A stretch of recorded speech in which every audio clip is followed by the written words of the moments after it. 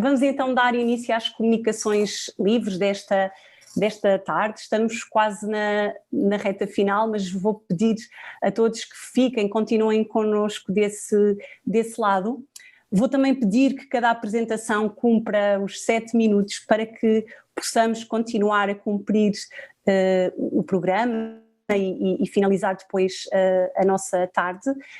Peço também que coloquem questões através aí dessa função que é Questions and Answers, e vamos então começar com a nossa primeira apresentação da comunicação livre do membro do CHRC, Luís Antunes Gomes, com o título A Home-Based e-Health Intervention for Elderly Population with Food Insecurity, Findings from a Feasibility and Acceptability Pilot Study.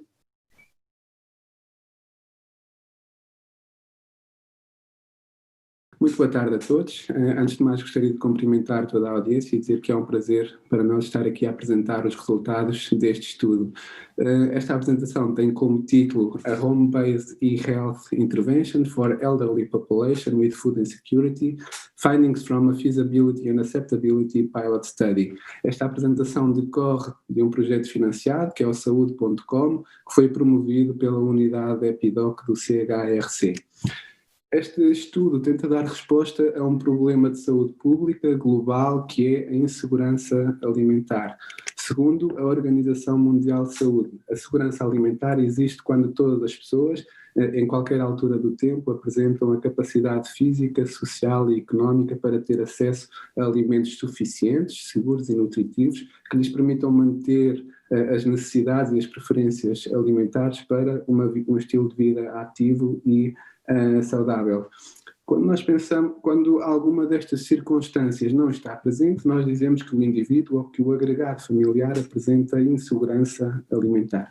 Quando nós pensamos na nossa sociedade atual, cada vez mais envelhecida, em que os nossos idosos apresentam cada vez mais patologias crónicas, baixos rendimentos, baixo apoio familiar, e, associadamente a isto, apresentam uma baixa motivação para manter comportamentos de saúde que lhes permitam adotar um tal estilo de vida ativo e saudável, nós pensamos claramente na população idosa, que é um grupo vulnerável da nossa sociedade. Um estudo realizado pela nossa equipa em 2015-2016 encontrou que 23% dos idosos portugueses apresentam insegurança alimentar, com todas as consequências negativas que este problema traz. Para tentar responder a este problema, surge então o Saúde.com. O Saúde.com diz respeito a um programa de intervenção que tem como objetivo promover os hábitos de vida saudáveis junto dos idosos, oferecido através de uma aplicação televisiva interativa. Após ser desenvolvida esta aplicação televisiva, o objetivo não pode ser disseminar logo para toda a população. O nosso objetivo aqui foi tentar, numa primeira fase, avaliar aquilo que é a viabilidade e a aceitabilidade deste programa de intervenção junto dos utilizadores finais, que são os idosos, de forma a tentar aqui perceber de que forma é que as suas perspectivas nos poderiam ajudar a tornar este programa de intervenção mais fácil e mais efetivo. Assim, o objetivo deste estudo foi explorar a viabilidade e a aceitabilidade de uma intervenção e-health para idosos com insegurança alimentar. Para isso, desenhámos um estudo piloto, quase experimental, com o desenho de pré e pós-teste. Recrutámos uma amostra de conveniência, recrutada em 17 unidades de cuidados de saúde primários, e selecionámos os participantes de acordo com critérios de elegibilidade específicos. Este programa de intervenção era oferecido na sua totalidade através de uma aplicação televisiva interativa, cujos conteúdos se baseavam em 3 conteúdos base, que eram as dicas para uma alimentação saudável, o ensinar os idosos a preparar receitas saudáveis e de baixo custo e a oferta de um programa de exercício físico. Este programa de intervenção teve uma duração de 12 semanas, e utilizámos diferentes estratégias de monitorização para manter a compliance dos participantes. No que toca aos outcomes, avaliámos na baseline e após a intervenção e considerámos como outcomes primários a aceitabilidade, ou seja, de que forma é que os utentes acham que esta intervenção é apropriada para eles e para o seu problema de saúde. Depois estivemos interessados também naquilo que é o interesse dos idosos em intervenções e-health. Para avaliar estes outcomes, utilizámos um questionário estruturado de 16 questões, em cada uma das questões deveria ser respondida com base numa escala de Likert que variou entre 1 e 7, em que 1 significava extremamente negativo e 7 extremamente positivo. Tivemos também interesse em perceber de que forma é que a segurança alimentar, a qualidade de vida, a função física e a adesão à dieta mediterrânica se poderiam alterar ou não com esta intervenção. Então, chegando aos resultados, recrutámos 177 participantes durante o período de recrutamento, dos quais 31 fizeram parte do programa de intervenção e permaneceram até ao fim desse mesmo programa. E quem é que eram estes participantes? Na sua maioria eram mulheres, com faixa etária em média de 72 anos, com baixo nível educacional, reformadas e cujo agregado familiar apresentava um baixo rendimento mensal. No que toca às características clínicas, apresentavam um índice de massa corporal maioritariamente superior àquilo que é considerado normal, presença de várias patologias crónicas e poucos dos participantes eram ativos fisicamente. Chegando então aos resultados no que toca à aceitabilidade do programa de intervenção. Verificamos que, antes dos utentes serem expostos a este programa de intervenção, verificamos uma aceitabilidade máxima por parte dos participantes, ou seja, os participantes achavam que este programa de intervenção era super apropriado para eles e para o seu problema de saúde. Após os utentes serem expostos a este programa de intervenção, a aceitabilidade baixou ligeiramente, no entanto manteve-se com níveis muito elevados e quando aplicamos o teste estatístico não encontramos diferenças estatisticamente significativas para a maior parte dos construtos que avaliamos. Relativamente ao interesse dos participantes pelas intervenções e-health, este foi um dos resultados mais interessantes que encontramos no nosso estudo. Reparem que antes dos utentes serem expostos a esta intervenção, o seu interesse por estas intervenções e-health era o mais baixo possível, era o mínimo. No entanto, após os utentes serem expostos a esta intervenção, o interesse subiu muito para níveis elevados de interesse e quando aplicamos o teste estatístico verificamos que estas diferenças são estatisticamente significativas. Altos níveis de aceitabilidade, grande melhoria naquilo que é o interesse, verificamos também, para além disso, uma melhoria e uma alteração nos comportamentos dos idosos. 40% das pessoas deixaram de ter insegurança alimentar e aquelas que mantiveram insegurança alimentar tinham-na com um nível de severidade mínimo. Obtivemos também resultados estatisticamente significativos ao nível da função física, no sentido da melhoria, em que os utentes começaram também a praticar com mais regularidade exercício físico. Não foram encontradas diferenças naquilo que é a qualidade de vida e a adesão à dieta mediterrânica. Como conclusão, esta intervenção e-health que nós testamos demonstrou ser viável e altamente aceitável, o que suporta um futuro estudo de larga escala e, para além disso, encontramos resultados promissores em outcomes clínicos-chave. Muito obrigado pela vossa atenção.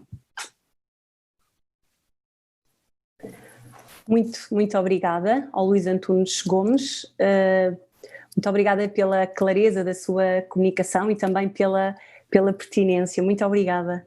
Vamos avançar agora com a Mariana Oliveira, que traz a comunicação intitulada Artificial Intelligence and Decision Making Support, Machine Learning Prediction of Mortality in Acute Myocardial Infarction.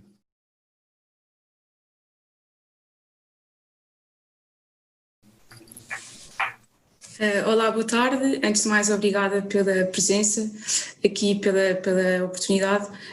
Este trabalho está inserido numa investigação maior do que ela, e já vou passar um bocadinho a explicar, mas teve início ainda cerca de 2013 pela professora Teresa Magalhães, e o título deste trabalho é Inteligência Artificial no suporte à decisão clínica e a utilização de Machine Learning na previsão da mortalidade do infarto agudo do miocárdio.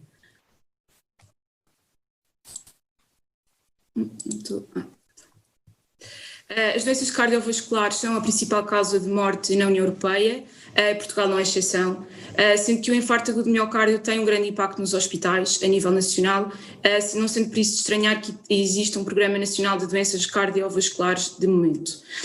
Os fatores de risco principais e que são têm uma capacidade preditiva no risco de morte, segundo a Sociedade Europeia de Cardiologia, são a idade, o sexo, comorbilidades, alguns resultados laboratoriais, como por exemplo as troponinas ou a albumina, e outro como o tempo de hospitalização e a história anterior de infarto. É neste contexto que entram os modelos preditivos como possíveis obtenção de ferramentas avançadas de apoio à decisão através da utilização dos dados disponíveis, isto porque no caso da mortalidade permite identificar os indivíduos com maior risco de morte em vários momentos e direcionar assim a prestação de cuidados. Existem várias escalas, como o Grace e o TIMI, contudo estas têm algumas limitações, como o facto de não existir um score único aplicável a todas as populações e também ser necessárias diferentes informações para cada um dos scores. É aqui neste contexto que entra a inteligência artificial, porque ela permite identificar padrões de interação entre as diferentes variáveis e, em alternativa aos modelos tradicionais, consegue explorar os dados de forma automática e sistemática, adaptar-se em tempo real e introduzir melhorias em simultâneo ao modelo, e as variáveis não precisam de ser pré-selecionadas e estudadas pelo investigador. E por isso isto acaba por ter um impacto grande na triagem e diagnóstico precoce, no diagnóstico e identificação de fatores de risco, a gestão e tratamento das doenças e melhoria do outcome e prestação de cuidados. Como objetivo principal, e sendo o infarto agudo de miocárdio uma doença tão importante, uma patologia tão importante, esta investigação começa em 2013 e pretende estudar os fatores preditivos de mortalidade no momento da admissão. Como base tem aqui a utilização de Machine Learning, para comparar depois com modelos que foram desenvolvidos anteriormente noutras investigações. Por outro lado, também aquilo que se pretende é adicionar novas variáveis e ver se estas têm influência positiva no modelo. Relativamente aos modelos anteriormente feitos, um foi feito em 2016 com uma população de estudo específica, onde as variáveis utilizadas eram administrativas e laboratoriais e a análise de dados foi feita por regressão logística. O modelo 2 foi feito em 2017, uma população diferente, as variáveis utilizadas foram exatamente as mesmas e a análise de dados foi feita também por regressão logística. O que se pretende neste trabalho e nesta apresentação é apresentar os resultados do modelo 3 e 4, onde a população em estudo é a mesma do modelo 2, as variáveis no caso do modelo 3 são as mesmas do que o modelo 2 e o modelo 4 aquilo que pretende é adicionar ainda mais variáveis àquelas que foram utilizadas no 1, 2 e no 3 e ver se os resultados são diferentes. A análise de dados, esta também é diferente e é isto que se pretende também estudar, é se o Machine Learning aqui tem resultados diferentes. A investigação não acaba por aqui, existe um modelo também 5 em estudo, onde aquilo que se pretende é noutra população estudar mais variáveis ainda como os resultados de exames da cardiologia. E como dizia anteriormente, é sobre este modelo 3 e 4 que vamos focar-nos. Que variáveis é que entraram nestes modelos? A idade, o sexo, o tipo de infartos, as comorbilidades presentes, variáveis de análises clínicas, que são cerca de 25 para o modelo 1, 2 e 3, no modelo 4 foram adicionadas mais 8, uma contagem das comorbilidades e intervenção cirúrgica. No modelo 5, como podem ver, existem ainda mais variáveis que pretendemos adicionar para ver se têm ou não influência nos resultados dos modelos. A população em estudo são então doentes internados com diagnóstico principal de infarto agudo de miocárdio, com alta no hospital do SNS entre 2013 e 2015. As fontes de dados são resumo de episódio de alta, dados administrativos, cujo diagnóstico principal foi o infarto agudo de miocárdio, a base de dados de análises clínicas e as bases de dados de exames de cardiologia é para o modelo 5 e, portanto, aqui não vão ser demonstradas. Relativamente à análise de dados, ela foi feita com recurso a técnicas de modelação de estatística de Machine Learning para a criação dos modelos preditivos.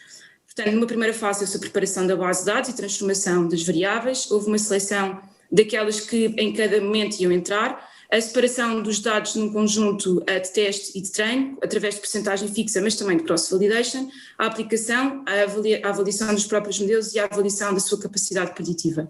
Relativamente à caracterização da população, temos cerca de 1.749 episódios com uma mortalidade de 12,46%.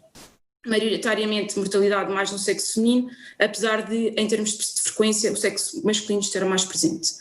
Relativamente aos resultados do modelo 3, foi o algoritmo de Random Forest ou floresta aleatória que, no fundo, teve o melhor desempenho no conjunto de teste versus outros modelos. E no treino exatamente a mesma coisa, tanto para a capacidade preditiva como para a sensibilidade. Aquilo que, em comparação com o modelo 2, desenvolvido em 2017, este modelo 3 acaba por ter uma melhor capacidade discriminatória também e uma maior sensibilidade. Quando olhamos para os resultados do modelo 4, aquilo que interessa é compará-los com o do modelo 3, portanto se a adição de novas variáveis tem ou não tem influência nos resultados e a verdade é que sim. Aquilo que temos é um aumento da área sobre curva, portanto a capacidade discriminatória e também da sensibilidade no caso do teste e um aumento da capacidade discriminatória no treino, apesar de uma ligeira diminuição das restantes métricas deste algoritmo. Para concluir, o modelo 3 acaba por ter melhores resultados do que os modelos anteriormente desenvolvidos por regressão logística. O modelo 4 tem, com a introdução de novas variáveis, tem uma melhor performance que o modelo 3. E por isso podemos concluir que a inteligência artificial e que a machine learning em concreto tem um potencial de transformar a prestação de cuidados, tornando-a mais rápida, mais personalizada, mais eficaz e aqui com alguma redução no desperdício. Contudo, torna-se crucial continuar a investigar neste sentido na melhoria destes modelos preditivos através de machine learning, porque é possível melhorá-los e numa era em que os dados são a nossa realidade, a inteligência artificial surge aqui como uma alternativa aos modelos tradicionais, uma vez que tem esta capacidade de explorar uma grande quantidade de dados de forma automática e sistemática. E obrigada. Obrigada Mariana pela sua clareza e também por ter cumprido o tempo. Vamos avançar, vamos agora ouvir a Catarina Nunes da Silva. O título da sua comunicação livre é Using a Video-Based Mobile App as a Support System for Elderly People Living at Home.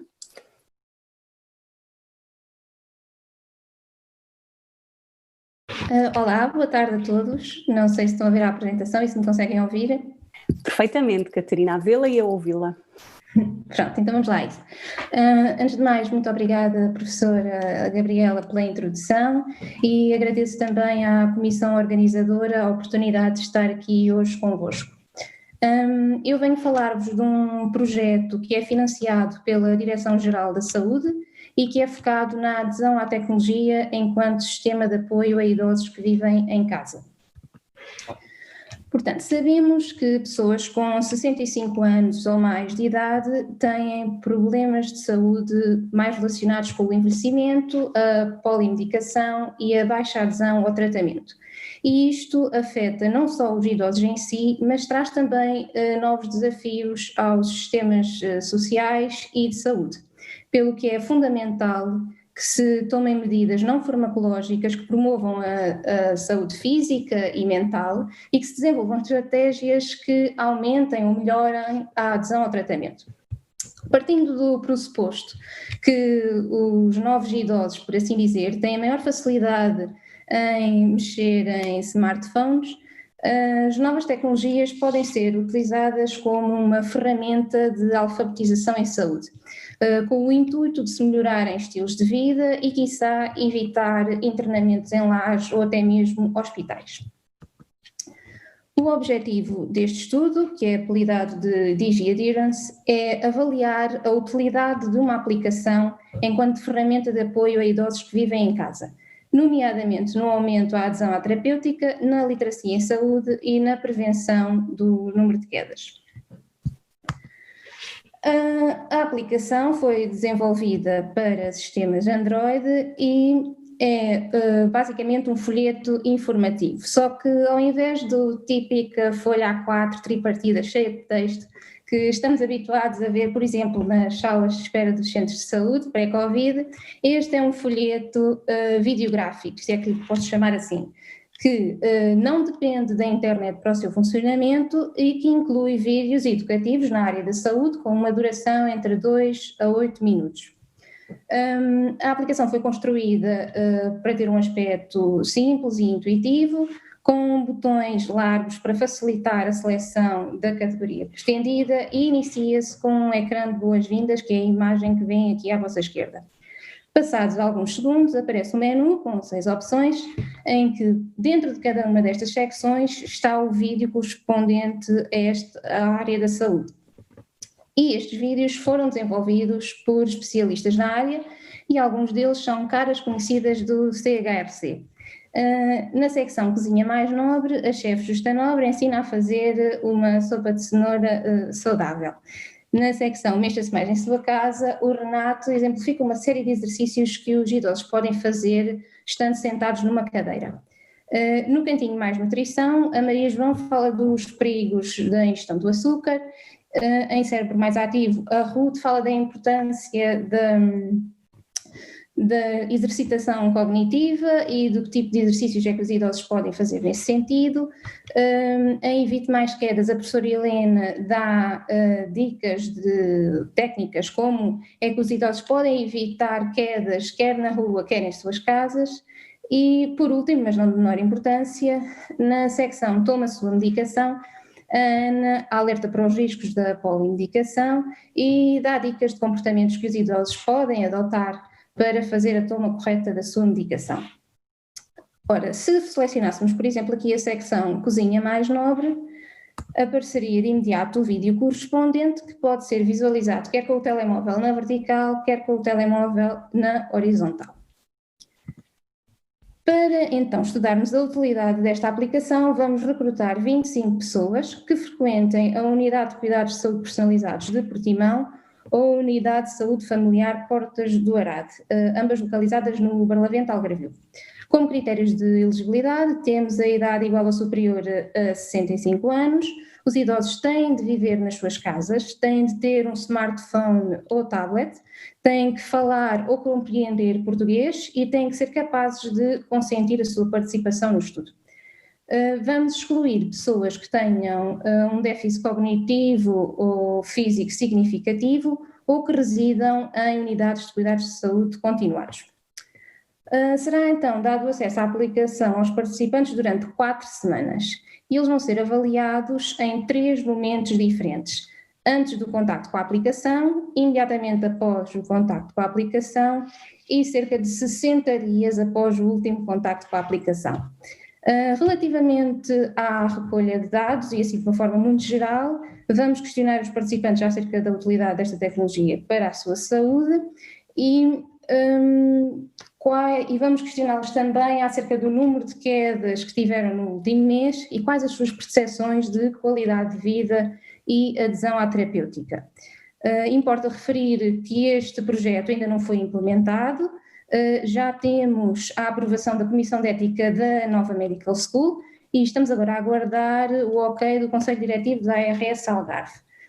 Mas quem sabe na próxima Summit do CHRC possamos vir partilhar os resultados deste projeto convosco. E era isto que eu tinha para vos dizer hoje. Muito obrigada por despenderem um pouco do vosso tempo para me ouvir. Uma boa tarde a todos. Muito obrigada, Catarina, pela qualidade que nos trouxe, a sua clareza e também pelo cumprimento do tempo na sua apresentação. Vamos agora dar a palavra à Salomé Azevedo para apresentar a sua comunicação livre, que tem o título Dimensions and Methods Used to Assess Home Telemonitoring Scalability, a Systematic Review.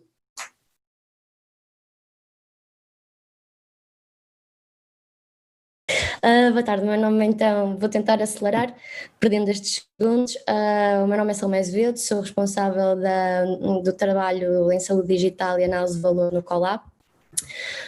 Para mim é um orgulho estar a apresentar o nosso trabalho no CHRC, pois quase que vi todas as dores de parto de uma equipa que tenho muito próxima do meu coração, porque são grandes amigas e colegas, por isso dou desde já os parabéns à equipa liderada pela professora Helena. Vou-vos apresentar uma revisão sistemática que fiz no âmbito da cadeira de Sistemas de Saúde no meu doutoramento, no meu primeiro ano de doutoramento em Engenharia e Gestão no Instituto Superior Técnico. A minha coautora é a Ana Rita Londral, diretora executiva do Colab, que falou no início da palestra. Não sei se... Ok, pronto.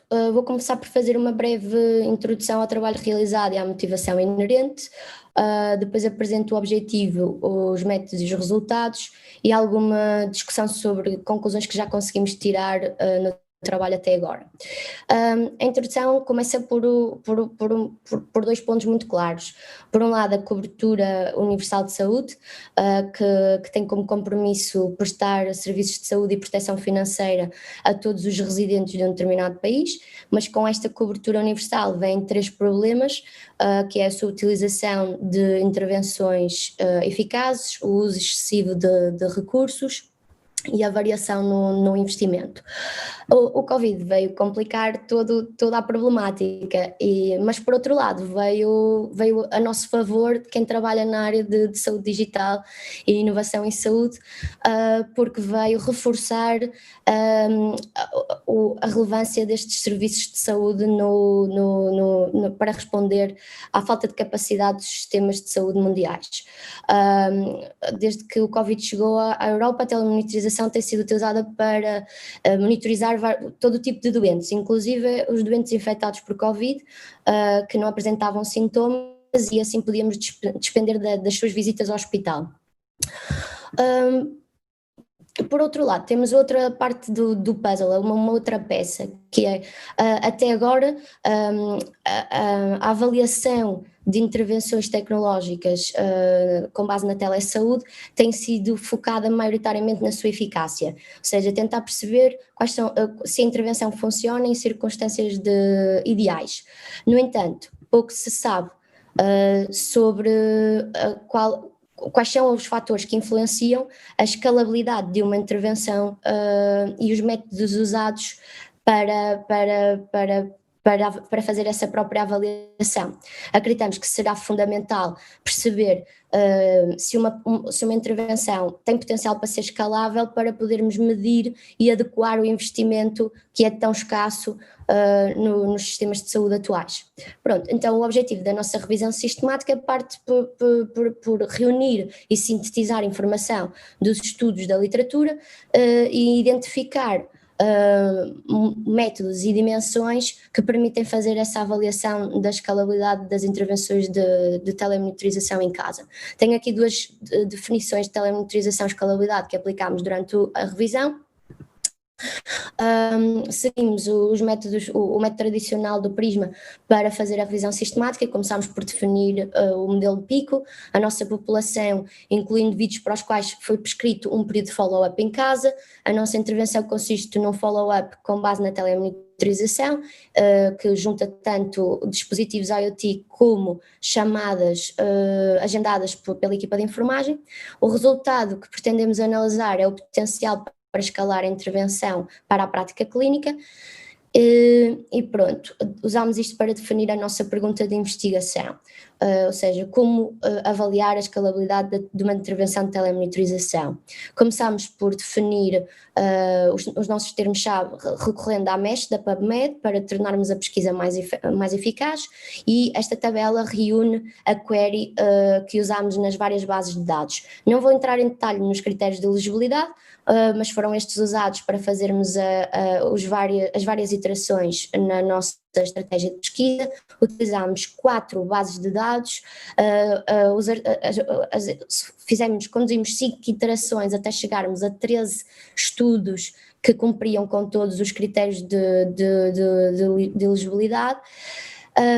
Nestes 3 estudos aplicámos uma análise narrativa para identificar temas e padrões, uma análise quantitativa para estudar a distribuição geográfica, o tamanho da amostra, a duração e outros resultados, e depois usámos uma ferramenta de avaliação da escalabilidade publicada por Milá e colegas durante este ano, em 2020, que pretende ser uma ferramenta que avalia de uma forma sistemática a potencialidade de escalar estas intervenções.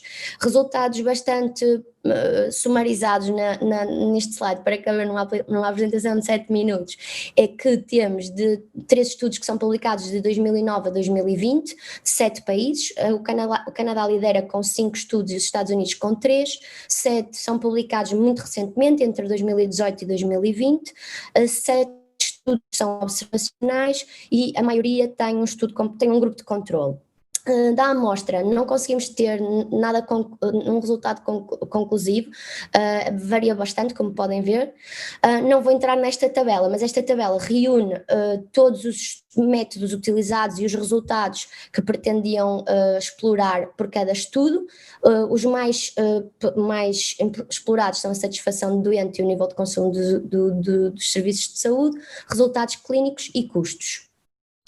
2 estudos concluíram que poderiam expandir para condições reais, um não, e os outros, na sua maioria, dizem que faltam estudos ou na área do custo-benefício ou no custo-efetividade para poderem aferir a capacidade de escalar.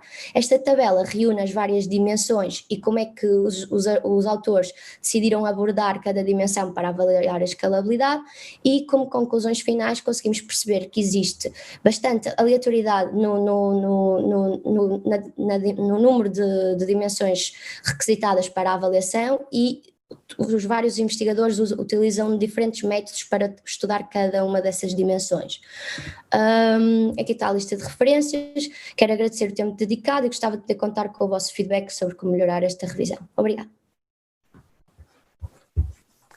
Muito obrigada, Salomé, por ter cumprido o tempo e ter sido capaz de sintetizar de forma tão clara e até detalhada a sua revisão sistemática.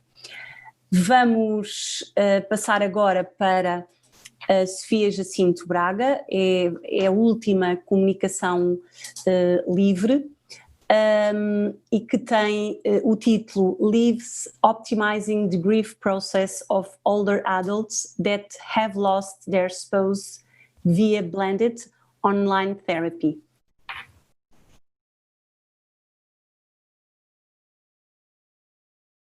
I would like to thank CHRC for the opportunity to present Leaves. It's a privilege. Leaves optimizing the grief process of older adults that have lost their spouse via blended online therapy. So Leaves is an online service that is designed to support older adults who have lost their spouse to prevent prolonged grief. And this is especially relevant because of the vulnerability associated to older age and to a relationship that lasts decades. So this grief process is very difficult, and it's very common that it's more severe. It takes to severe symptoms of mental illness and sometimes physical illness as well. So this service is based on an online grief program called Livia, and the Livia follows a cognitive behavioral approach that is based on 2 coping models. These that focus on the duality of a coping focused on loss-oriented tasks and coping focused on restoration-oriented tasks that allow people to accept the reality of the loss, to process the pain, but also to adjust to the new world and to change the relation with the lost spouse and develop and embark in a new life. The online, the Leaves is designed to integrate offline services when needed. So after the mourner registers with Leaves, is asked to complete an initial assessment to check the mental health and the mental state of the mourner. then the person is asked to proceed for the treatment program. And here the mourner can meet our conversational agent, a fictitious peer that helps the mourners to develop insights about past relationships and develop new ones, for example, or the mourner can, for example, write past memories or current feelings in a diary, and we have other functionalities. And this treatment program is interrupted by monitoring phases. And in these phases, the same measures are applied, and we check how the person is in terms of their mental health state. So if there is a positive trend, then the person is expected to proceed the treatment program as usual because it's working well. But if we find a negative trend, then the person is referred for phone consultation or presential consultation. And here we expect that online and offline services work in an integrated and complementary way. And LIVES, this is the model of LIVES, and LIVES is based on a multidisciplinary consortium and composed by 9 teams from 3 countries, the Netherlands, Switzerland, and Portugal. And the focus of LIVES is truly the development of the service and the testing of its implementation. So we have a great focus on qualitative data so we can meet the mourner's needs and the local health services characteristics. So we conducted individual interviews with mourners, focus groups with stakeholders, focus groups with mourners, and user experience testing with mourners as well. And I'm going to focus here on the preliminary results of the individual interviews and focus groups with stakeholders. Regarding our individual interviews, our major goal was to identify the needs and barriers of mourners, and in 23 participants from the 3 countries, the mean age of our participants was 75 years old. They were equally distributed in terms of gender, binary gender. And these participants, they were married for more than 20 years. Half of them lost their partner after a long period of illness, and they had no additional support in the grief.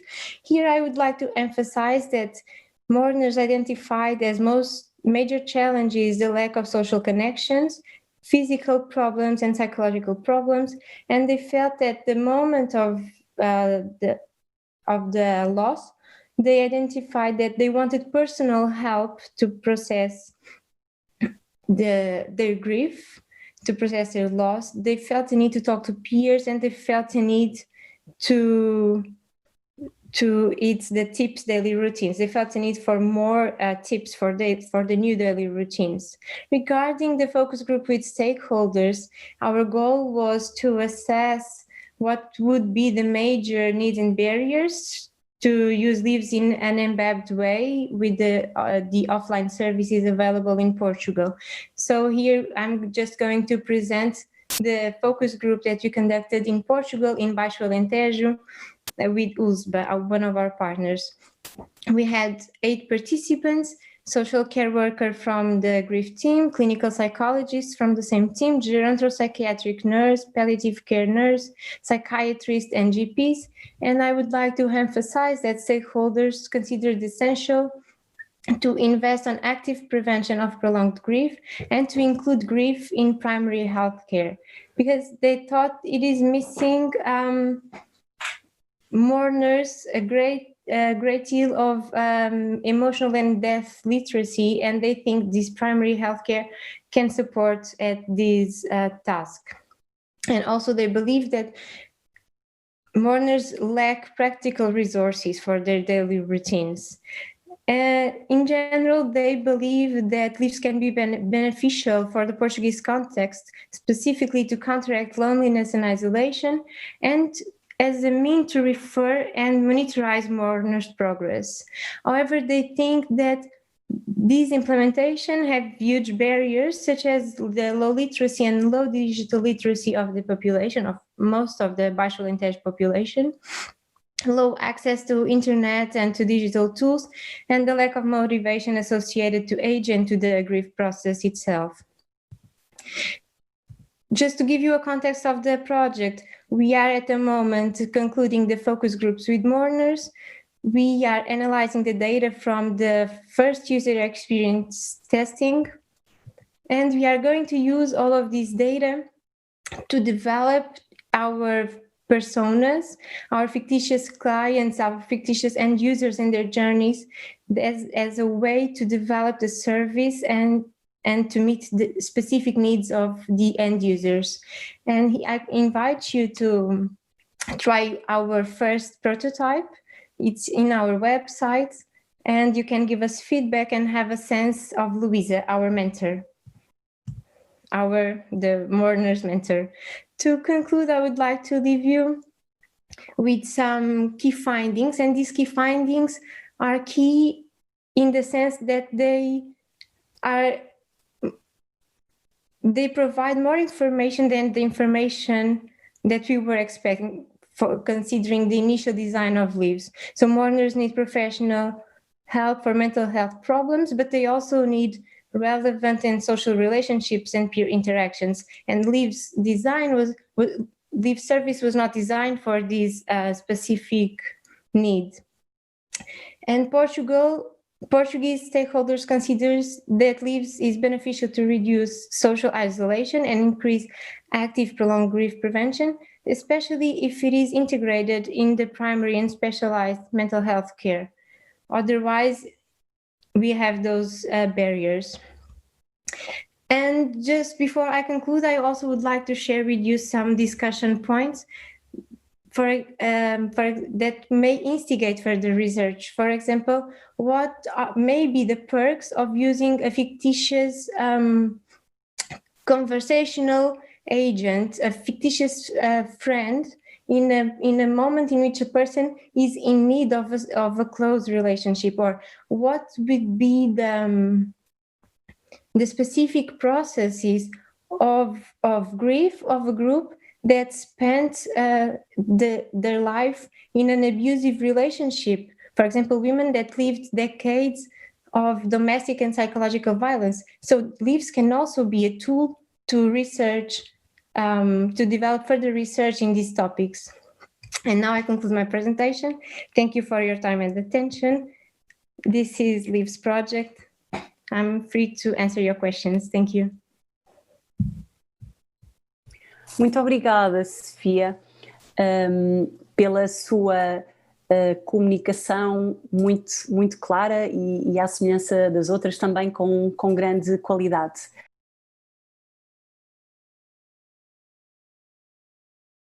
Vou só aqui relembrar quem nos está a ver e a ouvir que agora há lugar para questões essas que podem ser colocadas por escrito, através do Questions and Answers.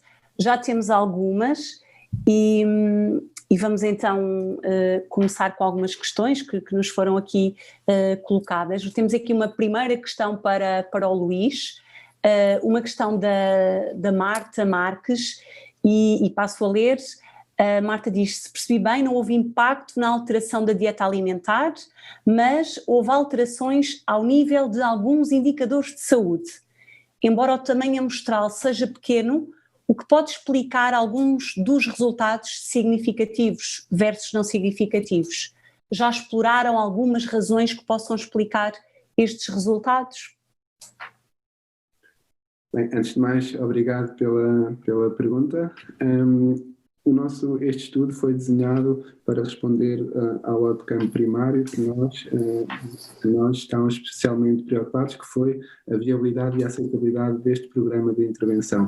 Secundariamente, tentámos perceber como é que alguns indicadores outcomes clínicos se comportavam após os idosos receberem esta intervenção. Obtivemos resultados estatisticamente significativos para aquilo que é a insegurança alimentar, ou seja, os idosos passaram a reportar uma maior disponibilidade, uma maior percepção de disponibilidade àquilo que são os alimentos. para as suas necessidades, passaram também a ter uma melhor função física e uma melhor regularidade do exercício. No entanto, a ausência daquilo que é um grupo de controlo, o baixo tamanho amostral são claramente duas barreiras à interpretação destes resultados, apesar de não serem os outcomes primários. Realmente não foram encontradas diferenças ao nível da qualidade de vida, nem ao nível da adesão à dieta mediterrânica. A dieta mediterrânica, a baixa adesão a esta dieta é algo que caracteriza as pessoas com insegurança alimentar em Portugal e que caracteriza as pessoas com um baixo nível socioeconómico. E, portanto, ainda não exploramos o porquê de estes resultados não terem dado uma significância estatística em termos de alteração. No entanto, se tivesse que avançar aqui uma hipótese, diria que 12 semanas não é suficiente para alterar um outcome como a qualidade de vida ou como a adesão à dieta mediterrânica, que é algo que está tão estruturalmente marcado no comportamento das pessoas e que carece de algum tempo de intervenção para ser alterado. Obrigada, Luís. Vamos fazer algumas perguntas a outros comunicadores e depois, se ainda tivermos tempo, voltamos ao Luís. Temos aqui uma pergunta para a Catarina, da Teresa Magalhães, que coloca a seguinte questão: como consegue a adesão dos idosos a esta aplicação? Portanto, em primeiro lugar, obrigada pela pergunta. Portanto, numa primeira instância, os idosos vão ser levados a utilizar a aplicação por indicação do médico. E depois, nós também planeamos que haja um contacto próximo entre a equipa médica e o participante e que existam contactos telefónicos regulares para inquirir se existe alguma dificuldade de utilização da aplicação e em que sentido é que podemos ajudar. Obrigada Catarina pelo seu esclarecimento. Se houver tempo, voltamos a ouvi-la. Temos aqui mais uma pergunta agora para a Salomé, da Marta Marques, que pergunta como é que lidaram com a identificação de estudos de scalability que foram publicados fora de bases de dados científicas tradicionais, ou seja, white literature, bases de dados institucionais e outras. É uma questão excelente. Não tratámos, era um critério de exclusividade, de exclusão, não tivemos em conta e achamos que pode ser uma das grandes fragilidades do trabalho e que nos levou só a 3 artigos, porque já mais perto do final do trabalho, já tínhamos feito toda a revisão, encontramos alguns white papers com a tentativa de avaliar a escalabilidade das intervenções. Por isso, acho que nós, antes de submetermos para jornal, provavelmente vamos alargar para outro tipo de artigos e não só para os peer review, porque só fechamos para aí, não tivemos em conta esses que achamos que são mais importantes nesta área. Claro, e a pesquisa manual. Sim. Obrigada Salomé. Se tivermos tempo voltamos com mais uma pergunta. Agora temos aqui uma pergunta para a Sofia, uma pergunta da Saba Silva, que coloca a questão em inglês e eu vou ler. Sofia, will leaves be tried out in other remote regions within Portugal where the elderly population suffer from isolation? Se calhar posso responder em português, não é? O LIVS está planeado para ser implementado e testado nesta fase apenas na região do Baixo Alentejo, mas na verdade essa questão tem sido discutida dentro da própria equipa, se seria possível encontrar um outro grupo de end users de outra região em que exista mais acesso à internet, por exemplo, e pessoas que à partida têm mais literacia, mas não sabemos se isso vai ser possível ou não. Obrigada. Obrigada, Sofia. Vamos agora ter aqui uma pergunta para a Mariana. Mariana, eu ia-lhe perguntar, e pegando um bocadinho aqui nas conclusões da sua apresentação, como é que podemos vir a acompanhar, ou seja, estes modelos aqui que apresentou e que cada vez mais foram obtendo melhores resultados que os modelos anteriores, como é que se pode acompanhar esta evolução? E, portanto, se já pensou nisso, qual seria o próximo modelo, como é que se vai acompanhar esta evolução tecnológica? Obrigada pela pergunta. Diria que há aqui duas coisas que se calhar são essenciais fazer.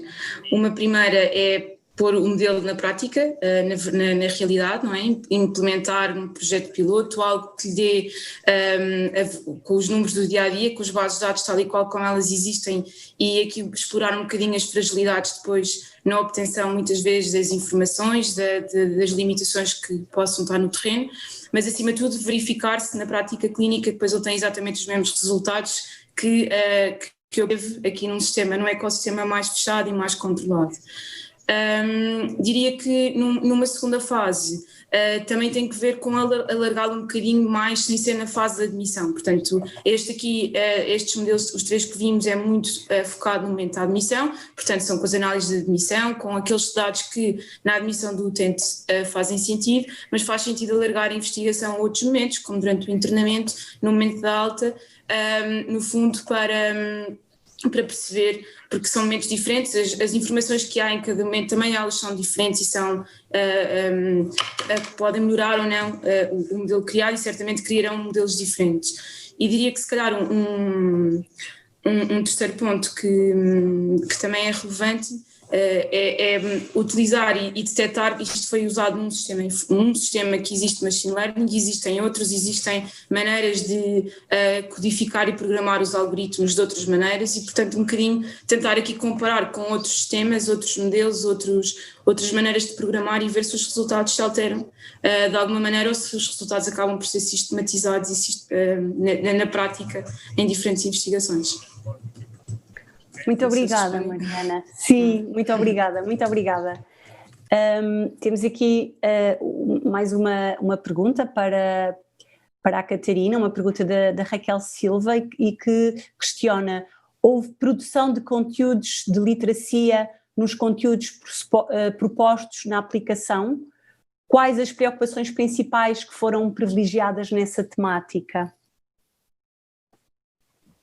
Em relação à literacia em saúde, nós produzimos conteúdos ligados ao estilo de vida, portanto, à nutrição, com o Cantinho Mais Nutrição, com a Maria João a alertar para os perigos do açúcar, e depois mais relacionados com a adesão à terapêutica, ou seja, que comportamentos é que os idosos devem adotar para fazerem a toma correta da sua medicação, e que comportamentos podem ter, por exemplo, para diminuir o número de quedas que têm. Obrigada, Catarina. Obrigada. Questionava agora aqui a Salomé, que nos mostrou que tiveram 13 artigos, de acordo com os critérios de inclusão, sendo 7 bastante recentes, de 2018 e 2020, portanto temos de 2009 até 2018, mudou muita coisa para que os resultados fossem esses, e eu queria lhe questionar: acha que agora vamos assistir no próximo ano, nos próximos 2 anos, a mais publicações, a mais estudos que até podem vir aqui a aumentar a sua revisão, e sobretudo agora após a pandemia? Eu acho que sim, dado a publicação deste ano do Milatos e dos colegas dele com esta ferramenta sistemática de avaliação de escalabilidade, em que é uma ferramenta que, apesar de ser, pronto, sistemática, ser bastante interessante, dá liberdade aos vários investigadores para conduzir, para utilizarem diferentes métodos na avaliação na mesma. Ou seja, só permite, define para já dimensões. Tem alguns problemas, que tem algumas limitações a ferramenta, mas eu acho que pode já ser um avanço para projetos da União Europeia conseguirem provar o impacto da intervenção que usam durante o processo de financiamento, e mostrarem não é, agora estou a ser confusa, peço desculpa, mas nos projetos da União Europeia e mesmo até da FCT em Portugal, há uma tentativa por parte do júri em querer avaliar o impacto das intervenções de telesaúde.